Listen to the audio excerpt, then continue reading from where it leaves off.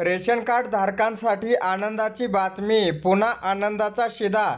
या 4 वस्तू मिळणार. वाटपाची तारीख 15 ऑगस्ट ते 15 सप्टेंबर 2024.